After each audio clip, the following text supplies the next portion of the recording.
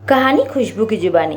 मेरी कहानी जहाँ से शुरू हुई थी वहीं पर आकर खड़ी हो गई थी। न्यूयॉर्क, यह वही शहर है जहाँ अविनाश ने नशे में मेरी इज्जत ली थी और उसी रात तारक मेरे सौतेले बाप के हाथों मैं मरते मरते बची थी। हाई स्कूल पूरा हो गया था, इसी वजह से मैं वहाँ से भाग निकली थी और टेक्सास आ गई थी अपने बैचलर डिग्री के इंटर्नशिप के दौरान। मेरा अतीत मेरे सामने टेक्सास में आकर खड़ा था।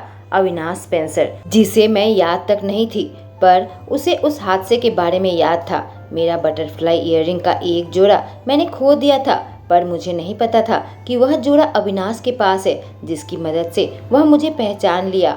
वह मुझ तक पहुंच गया, तब मुझे पता चला इस हादसे ने उसे किस हद तक तोड़ कर रख दिया था। अब हम दोनों साथ में थे, ऑफिशियल बॉयफ्रेंड गर्लफ्रेंड हो गए थे और वह मुझे अपने परिवार से मिलाना चाहता था, जो कि न्यूयॉर्क में है। मैं उसके घर पर आ गई थी और उसके मम्मी पापा ने मेरा बहुत प्यार से स्वागत किया था। अविनाश की बहन मोनिका बस यहाँ पर नहीं थी क्योंकि वह ऑस्ट्रेलिया में थी, पर क्रिस उसका बॉयफ्रेंड और अविनाश का पक्का दोस्त आज रात डिनर में वह भी आया हुआ था। उसकी आंखों में एक उदासी थी क्योंकि वह मोनिका से मीलों दूर था। लेकिन ठीक उसी वक्त अविनाश का फोन बजा और मैं देखने लगी कौन फोन कर रहा है। मोनिका। अविनाश तुरंत क्रिश की ओर बढ़ा और उसे इशारा किया कि उसका पीछा करे और सोफे में आकर बैठ गया।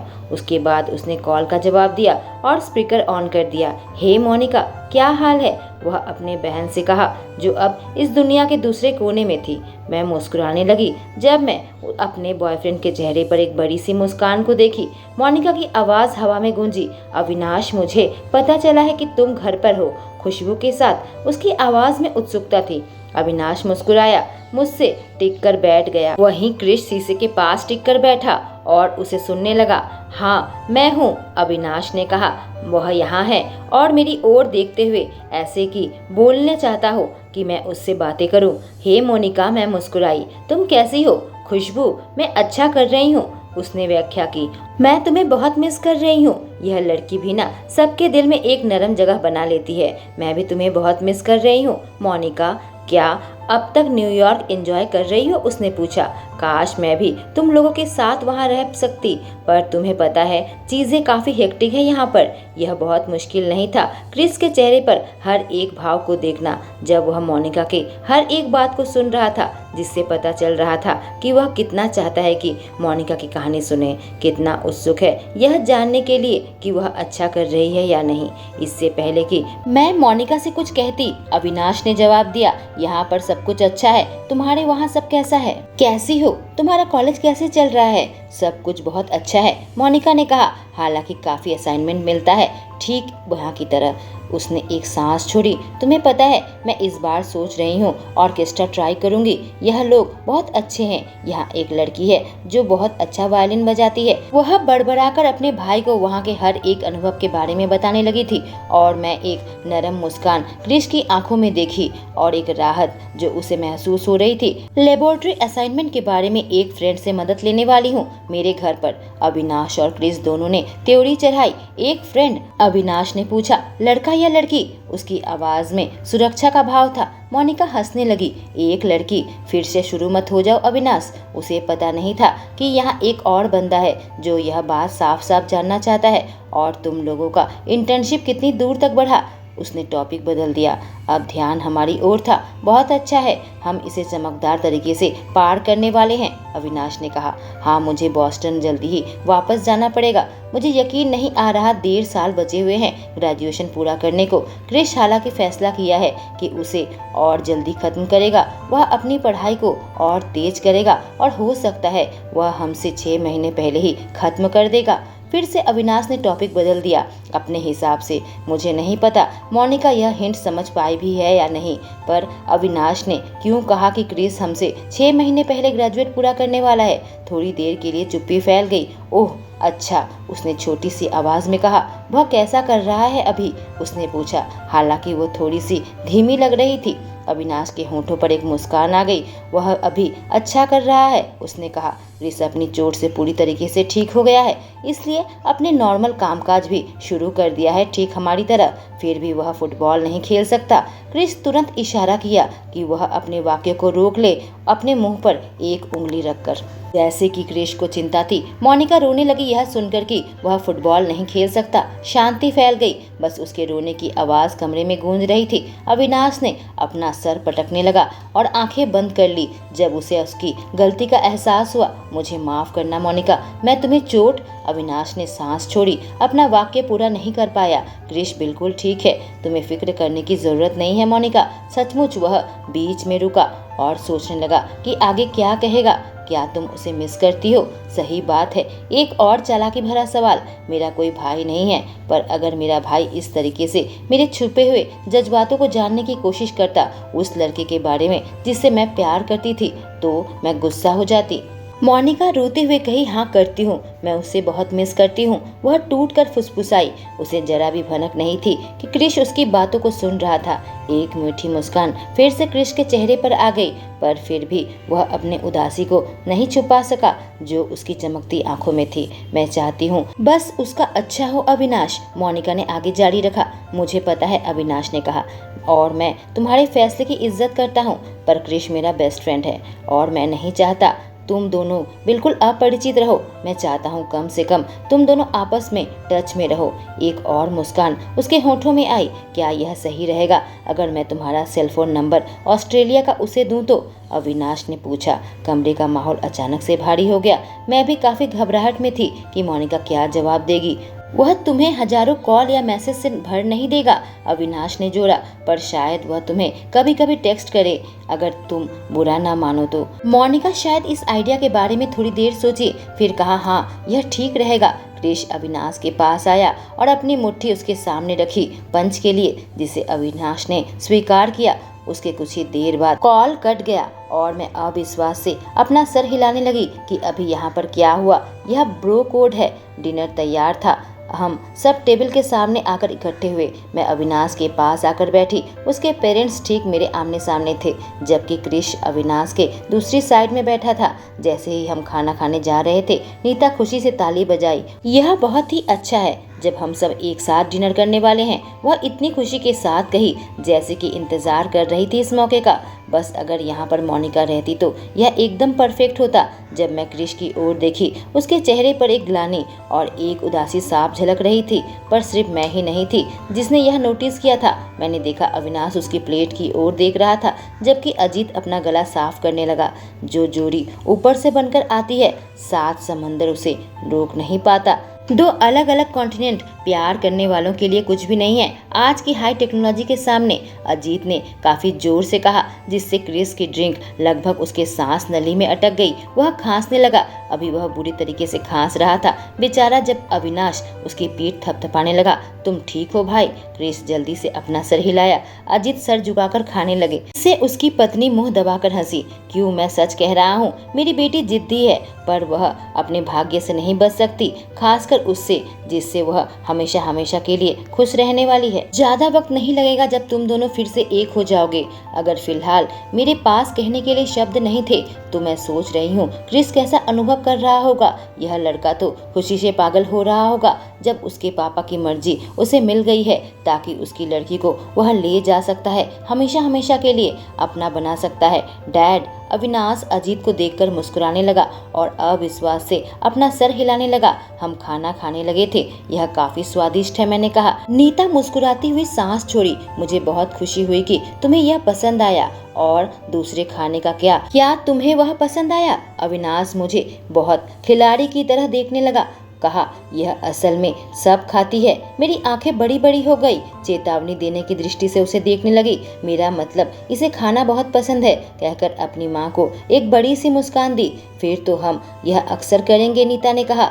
तो तुम सुबह के नाश्ते में क्या लोगी? कहकर एक एक करके खाने का नाम लेने लगी। मॉम, तुम इसे डरा रही हो, अविनाश ने कहा। उसे सचमुच चोट पहुंची। उसके बेटे ने जब उसे काटा, जिससे मेरा दिल और ज्यादा पिघल गया। मुझे नहीं पता था वह मुझे इतना पसंद करती है कि जितना वक्त मैं न्यूयॉर्क में रहूंगी वह मेरे साथ अच्छे से बिताना चाहती है। अविनाश, तुम इसे हमेशा से अपने पास रख रहे हो, वह बड़बड़ाई, ठीक वैसे ही जैसे उसके पति अजीत ने कहा था जब हम पहली बार मिले थे। वह अपना हाथ अपने चिबुक के नीचे रखी और अविनाश की ओर देखने लगी। शरारती मुस्कान के साथ कही, तुम यह सोच रहे हो फिर से उस पर अपना कब्जा बना लोगे? पर इससे पहले कि तुम ऐसा करो, मुझे पता है खुशबू यह जानना चाहेगी तुम्हारा राज। राज कहकर मैं गूंजी। मुझे जरा भी आइडिया नहीं था। नहीं, तुम नहीं कहोगी, अविनाश ने कहा। हाँ राज, नीता ने कहा। तुम्हें पता है खुशबू, जब यह एकदम छोटा था इसे खाना खिलाने में बहुत तकलीफ होती थी। जब तक सामने कोई गाय नहीं होती थी मेरा चेहरा उतर गया। एक गाय, एक जैसे कि एक असली गाय, एक जानवर। नीता सर हिलाया और अविनाश अपने निचले होठों को काटने लगा जैसे कि शर्मिंदा हो। हाँ, असली गाय, कोई टीवी वाला गाय नहीं। अब तुम सोचो न्यूयॉर्क में उसे खिलाना कितना मुश्किल होता होगा जहाँ गाय दिखती ही नहीं। मैं कुछ कर न सकी बल्कि जोर जोर से हंसने लगी। फिर भी यह उस शर्मिंदगी जैसी नहीं जो मैंने भुगती थी। अब अजीत ने कहा, जिससे अविनाश उन्हें चेतावनी देने की दृष्टि से देखने लगा। जब मुझे किंडरगार्टन में हेडमास्टर ने बुलाया था क्योंकि उसने एक बंदर का पिछवाड़ा ड्राइंग किया था और उसमें कुछ ऐसे शब्द लिखे थे जो उसके उम्र के हिसाब से सही नहीं था और मेरा लगभग हार्ट अटैक आ गया था। मेरा मुंह फिर से खुला का खुला रह गया। अविनाश बचपन में इतना परेशानी पैदा करता था। कमरे में हंसी के ठहाके गूंज उठा था और अविनाश बस थोड़ा सा चिढ़ा हुआ था। लेकिन फिर मुझे हंसता हुआ देखकर यह शर्मिंदगी उसके सामने कुछ भी नहीं थी। मुझे सच में इतना अच्छा लग रहा था। मैं हमेशा डिनर अकेले ही किया करती थी। मुसीबत में कोई नहीं था जिसके पास मैं जा सकती थी और अचानक से मेरे पास इतना सब कुछ था। मैं पूर्ण हो गई थी। क्या ऐसा ही महसूस होता है जब आपके पास आपका परिवार होता है? मैं आज बहुत खुशी से झूम उठी थी। भगवान ने मुझे एक और मौका दिया था कि मेरे आसपास प्यार हो, जिसकी मैं सच में कृतज्ञ हूँ। एक बार हमने डिनर खत्म कर लिया। हम घर के पीछे बैठकर सब लोग समय बिताने लगे। नीता मेरे साथ ऐसी बातें कर रही थी जैसे कि मैं उसकी बेस्ट फ्रेंड हूँ और हम बरसों नहीं मिले। और जब बहुत रात होने लगी अविनाश ने फैसला किया कि मुझे होटल में वापस लेकर जाएगा। हालांकि क्रिश अजीत के साथ बातचीत कर रहा था और उनके हाथ में वाइन के गिलास थी। ऐसा लग रहा था कि क्रिश नोट कर रहा है जो भी सलाह अजीत उसे दे रहे हैं, क्योंकि अजीत को तेल और गैस फील्ड में उनसे ज़्यादा एक्सपीरियंस था। नीता मुझसे कह रही थी कि मैं रात यहीं पर रुकूं, पर मैं अपना सामान लेकर नहीं आई थी यहाँ सोने के लिए। मैं अपना सारा सामान होटल में छोड़कर आ गई थी। हालांकि मैंने उनसे वादा किया था कि मैं सुबह ब्रेकफास्ट के टाइम में आऊँगी। जब हम आखिरकार अविनाश की कार पर बैठे, मेरी माँ ने तुम्हें पक्का मुझसे चुरा लिया है, वह मुंह दबाकर हंसा। मैं मुस्कुराने लगी, दिल में ऊष्मा अनुभव करने लगी। अविनाश ने मेरा हाथ पकड़ा और उंगली के पीछे चूमा।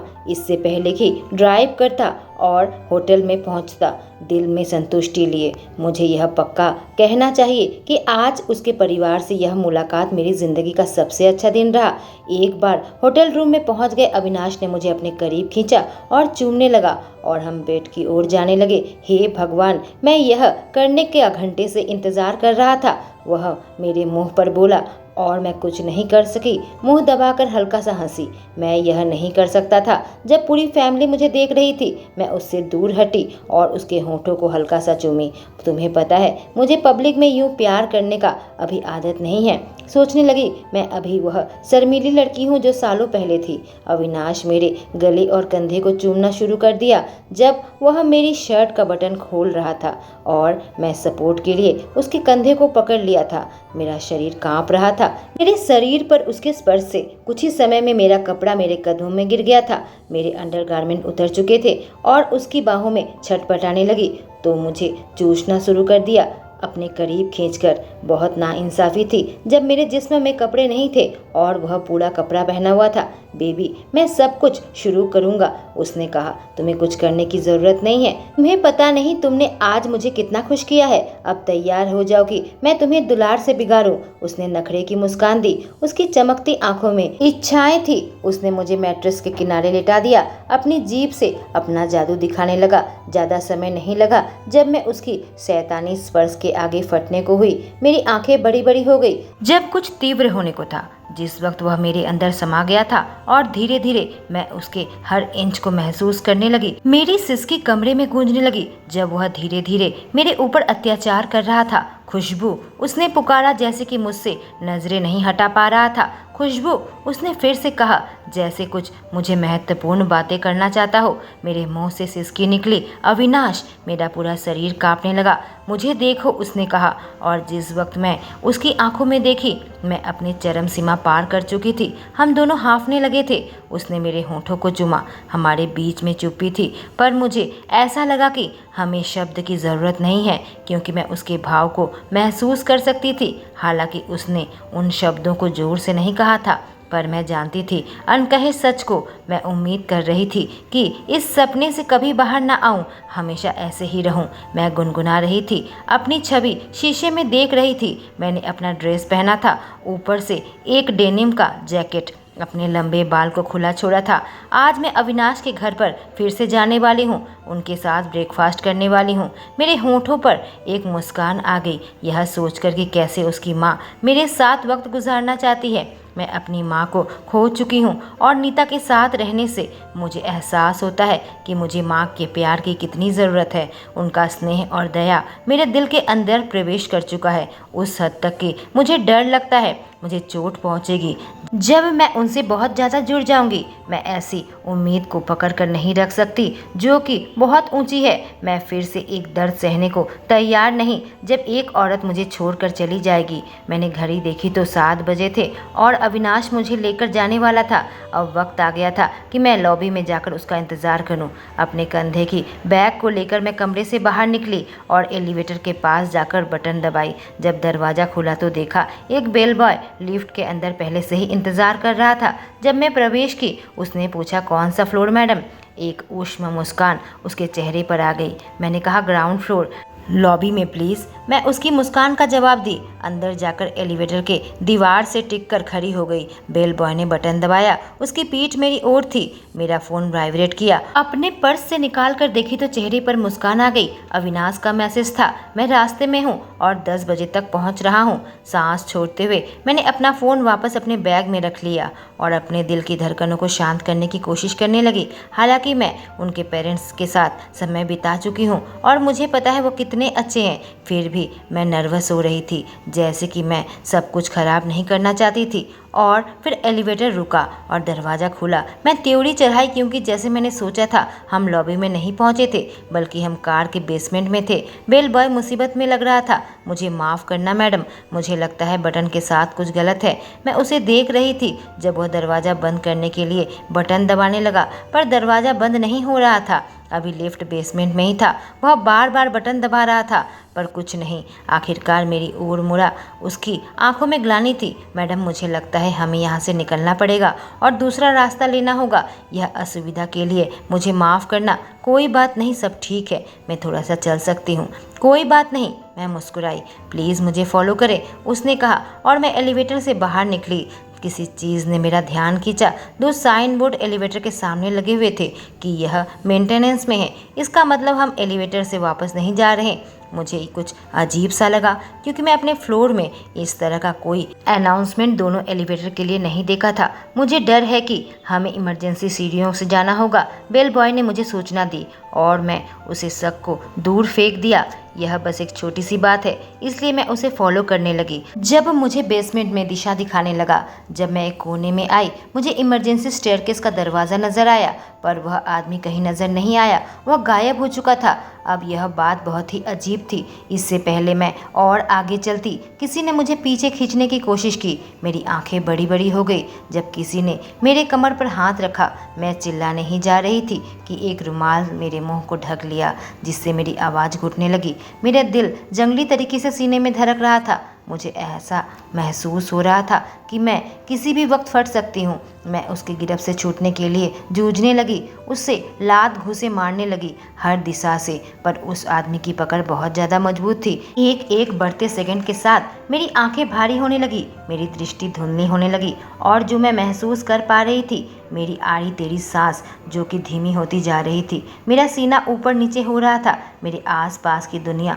घूमने लगी थी और सब कुछ अंधेरा होने लगा था। नहीं, यह नहीं हो सकता। मैं अपने घुटनों के बल नीचे गिरी। मुझे महसूस हुआ वह आदमी झुका और मुझे जमीन पर पकड़ लिया और मेरा सिर उसके गोद में गिरा। मैं सांस नहीं ले पा रही थी, मेरी आंखें बंद हो रही थी। पर इससे पहले ऐसा होता, मैंने कुछ आदमी को अपने करीब आता हुआ पाया। मुझे एहसास हुआ उनके पैर मेरी ओर बढ़ रहे थे।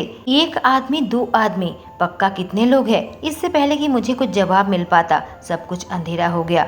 मेरा सर पागलों की तरह घूम रहा था। मैं खुद की भारी सांसों को सुन सकती थी। जब मैं आंख खोली मैं अपने ही गोद को देखने लगी। मेरे सर में बहुत दर्द था। ऐसा लग रहा था कि मुझे कोई शक्तिशाली ड्रग्स दिया गया हो। मैं अपनी आंखें दोबारा बंद कर ली। हो क्या रहा है? इससे पहले कि मैं दोबारा आंख खोलने के लिए हिम्मत जुटा पाती, ठंडा पानी मेरे ऊपर गिरा। मैं कराही और मेरी आंखें खुल गई। धीरे धीरे जब मेरी दृष्टि वापस आई मैंने देखा, नहीं, न सिर्फ मैं अपनी गोद देख पा रही थी बल्कि चेयर के पैरों को और नीचे के अंधेरे सीमेंट को देख पा रही थी। मैं बैठी हुई थी पर मेरा शरीर हिल नहीं पा रहा था। डर मुझे निगलने लगा था। मेरा शरीर कांपने लगा था। यह सिर्फ इसलिए नहीं था कि मेरे पास हिलने के लिए ताकत नहीं बची थी, बल्कि इसलिए कि मैं चेयर से बंधी हुई थी। मेरे हाथ कांप रहे थे जब मैं उसे हिलाने की कोशिश की, क्योंकि एक रूखी रस्सी से मेरे हाथ बंधे हुए थे और मैं जितना अपने हाथ को हिला रही थी मेरी त्वचा में उतना दर्द हो रहा था। मेरा दिल ऐसे धड़क रहा था जैसे गले तक उछल रहा है। किसी ने मुझे किडनैप कर लिया है। मैं उस इंसान को देखने की कोशिश करने लगी जिसने मेरे चेहरे पर पानी फेंका था। खौफ से मेरी आंखें बड़ी बड़ी हो गई। वह आदमी पानी की कैन को नीचे फेंक दिया इससे पहले कि मेरी ओर पलटता और कमरे के किनारे से मेरी ओर बढ़ता। हम किसी अंधेरे और धूल मिट्टी वाले गोदाम में थे। वह एक चेयर में बैठ गया और अपने बाजुओं को सीने में मोड़ रखा था। एक दूसरा आदमी भी मुझे देख रहा था जो दीवार के साथ टेक लगाए खड़ा था और सिगरेट पी रहा था। यह लोग कौन है और मैं यहाँ पर क्यों हूँ? मैं उम्मीद करने लगी कि एक बस दुस्वप्न हो, लेकिन मेरा सर काफ़ी दर्द हो रहा था जो कि असली लग रहा था। इसलिए मेरे अंदर से आवाज़ आई कि यह सब सच है। अच्छा अच्छा, तो बदसूरत लड़की उठ गई है, सही कहा ना? एक ठंडी आवाज़ मेरा स्वागत किया और मुझे लगा कि मैं हवा में गायब हो जाऊं। जब वह मेरे पीछे से मेरे करीब आ रहा था उस आदमी के कदमों की आवाज़ धीरे धीरे सामने आने लगी। जब वह मेरे पीछे आ रहा था मैंने अपनी सांस रोक ली उस आदमी से मिलने के लिए जो दुनिया का शायद ही आखिरी शख्स था जिससे मैं दोबारा मिलना चाहती थी। और फिर मेरे सामने आकर खड़ा था तारक, मेरा सौतेला बाप, एक कुटिल मुस्कान अपने चेहरे में लिए। वह एक दूसरे आदमी को भी अपने साथ लेकर आया था। वह दूसरा आदमी कमरे के कोने में यह दृश्य देख रहा था काफ़ी उत्साह लिए, और जो आदमी सिगरेट पी रहा था उसके पास जाकर खड़ा हो गया। मैं अविश्वास के साथ तारक को देख रही थी जबकि वह मुझे देख रहा था जैसे कि शिकार को देख रहा हो। फिर से मेरे आसपास की दुनिया टुकड़ों में बिखर रही थी। मैं देख सकता हूँ तुम आजकल काफी अच्छी हो, तारक ने ठंडी आवाज में कहा और अपनी तीव्र दृष्टि से मुझे घूरने लगा। तुम यह क्या कह रहे हो? मैं उसे घूरने लगी। मैं कुछ कर नहीं सकती थी बल्कि चकित रह गई थी कि इसने यह सारी योजना क्यों बनाई है, यह किडनैपिंग की, जबकि मुझे हमेशा से ही पता था कि वह एक साइकाट्रिक पागल है। पर वह पक्का लाइन क्रॉस कर दिया। मैंने यह अनुमान नहीं लगाया था कि वह होटल में मुझे अपने गिरफ्त में ले लेगा। उसने उपहास किया, तुम क्यों पूछ रही हो? तुम मेरे पैसे लेकर भाग गई थी। जब मैं अविश्वास के साथ उसे घूरने लगी वह जोर जोर से हंसने लगा। ठीक है, मैं स्वीकार करता हूँ कि मैं इस बार कुछ ज़्यादा ही दूर तक चला, पर इस वजह को अभी तुम भूल जाओ और फिलहाल हमें इसके मज़े उठाने दो प्यारी खुशबू। उसके आखिरी वाक्य से मैं बिल्कुल चौंक उठी। ये कैसे मजे? मेरा खून उबलने लगा। सबसे पहली बात यह है कि यह तुम्हारे पैसे नहीं थे, मैंने कहा। वह मेरे एक कदम आगे बढ़ा और मुझे लगा मेरे नब्ज में खून तेज होने लगे थे। मेरे दिल की धड़कन में तेज हो गई थी और मेरे शरीर का एक हिस्सा चाहता था कि चिल्लाए ताकि वह मेरे करीब न आए। जैसे कि मैं डर रही थी उसने एक जोरदार तमाचा मेरे गाल में मारा। तुमने यह ले लिया था, मेरी बात ना मानने वाली बच्ची।